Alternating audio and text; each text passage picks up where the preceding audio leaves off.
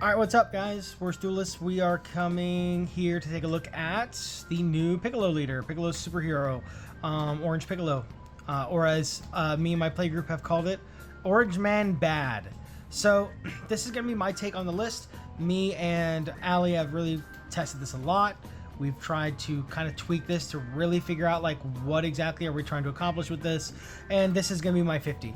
So rather, this is the 50 that her and I have come up with through all of our testing. So we're going to just briefly go over the leader itself because it is a new leader. Most people probably know what it does, but we'll just talk about it. When attacking, draw, flip on 4, draw a card. Backside is when attacking, draw. Important part, auto, when your opponent's card attacks, right? So this is before when attacking's resolved. As far as I understand, right? I don't want to spread in misinformation. As far as I understand, this is before when attacking's will resolve. When your opponent's card attacks, you may choose one of your battle cards that costs 3 or more and superhero in its card name. If you do, redirect the attack to that. And then you can't activate the skill for the rest of the turn. So obviously, like I said, when attacking will be pending when you do this. So this is before anything. This is before combo, before block, before anything, right?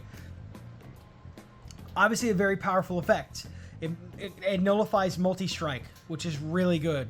I mean, that's kind of like the idea, right? Sometimes we're in dire straits and you just kind of have to use it, but you can mitigate multi-strike, which is really, really good. So, yeah, the new leader, it's very powerful. It has a very consistent green ramp strategy.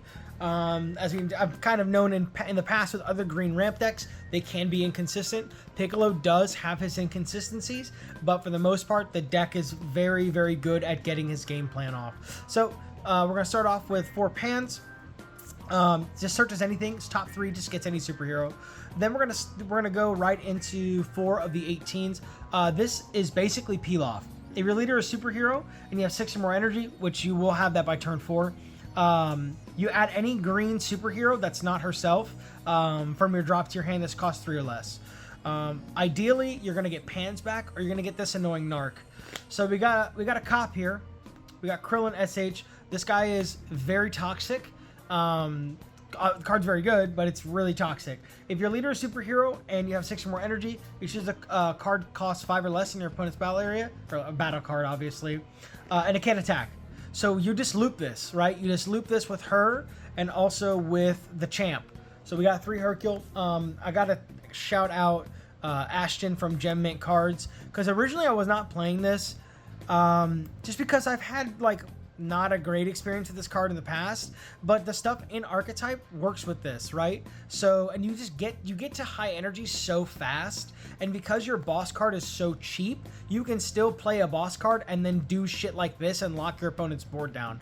It's incredibly obnoxious, but it does again add to the consistency of like what the deck strategy is.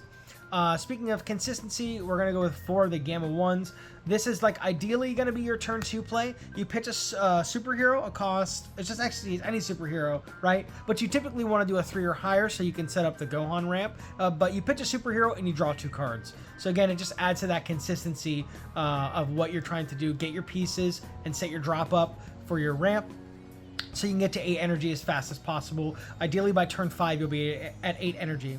Another card to help with the consistency of the deck is going to be 4 Nappa. So this card, some people have their issues with this card because he likes to hang out in life.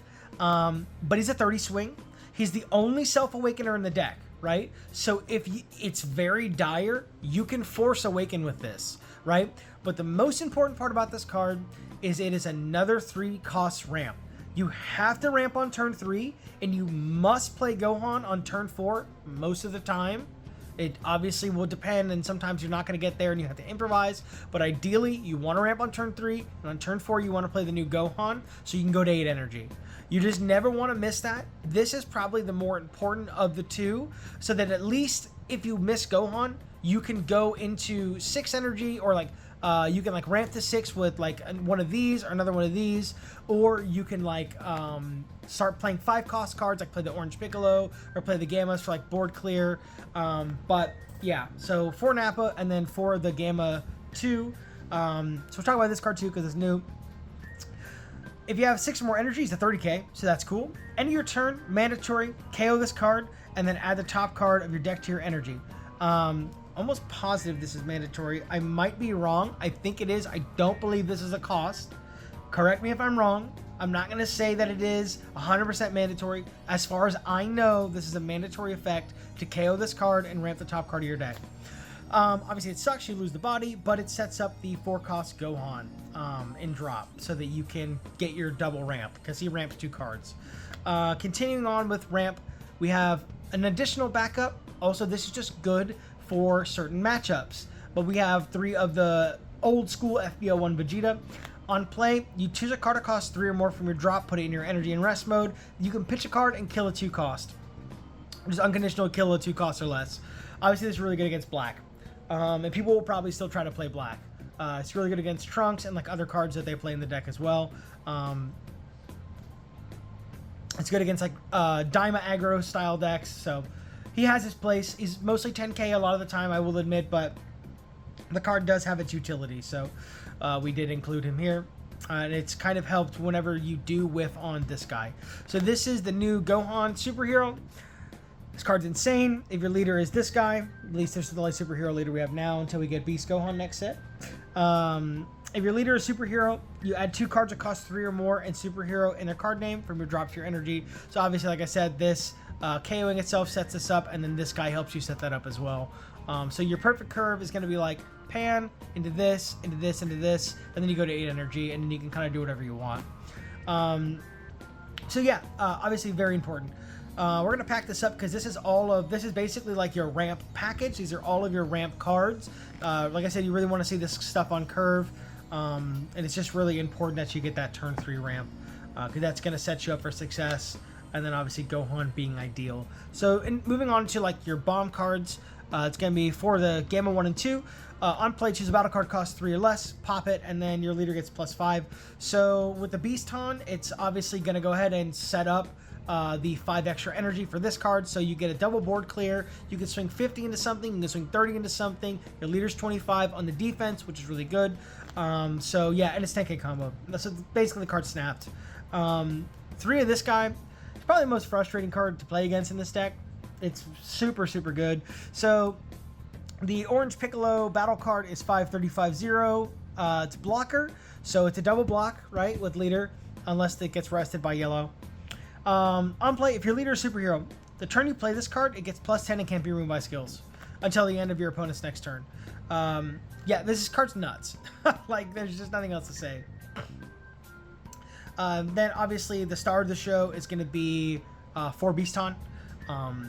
We did get the 1 star. We actually pulled this, so that's nice, but these are printer paper because we haven't gotten the rest of them yet. I mean, 4 secret rares for a deck, that's just going to be tough, right? But, you know, we'll get him before tournament time, obviously. But, yeah, we did pull the 1 star, so that was cool. But anyway, what the card actually does, most people probably know. On play, it's 8 drop. It's 855. It has combo power, which, fuck. But 855. On play, you put 5 of your energy into your drop. And then you choose 1 battle card to your opponent's battle area. Just put it in drop. Just anything. Unconditional.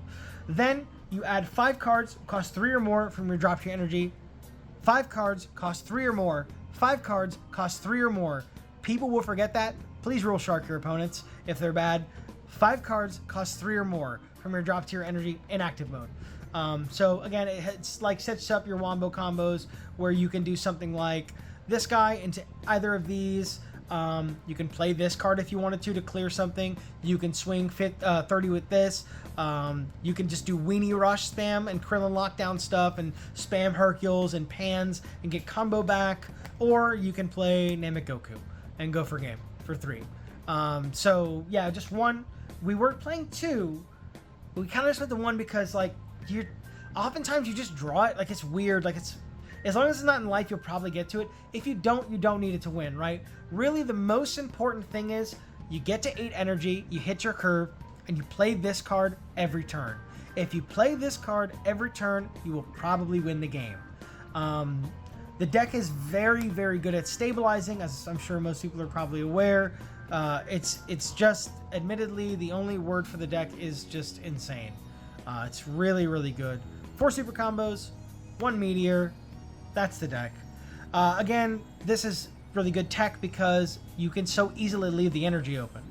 especially after you're going into turn 6 and you're going to 9 energy. So it makes your opponent's hand dump suck. It makes your hand dump so much better, right? Obviously, Meteor into this is just backbreaking. That's 70 combo for 4 energy and 2 cards. 70 double. That's backbreaking. It's so good. So yeah, this is going to be the most frustrating deck in the format for you. Probably going to be tier 1. I hope it is, because Allie really loves the deck. So they'll give her something to play that's not Giblet. So yeah, that's going to be the list. And hope you enjoyed it. Thanks.